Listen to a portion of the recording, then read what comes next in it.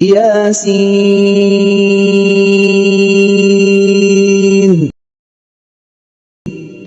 وَالْقُرْآنِ الْحَكِيمِ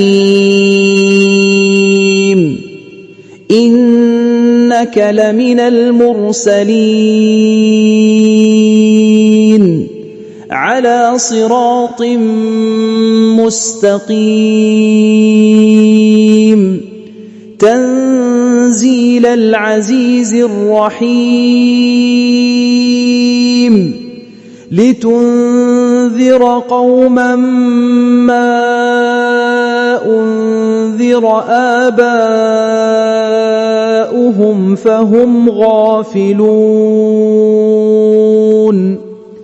لَقَدْ حَقَّ الْقَوْلُ عَلَىٰ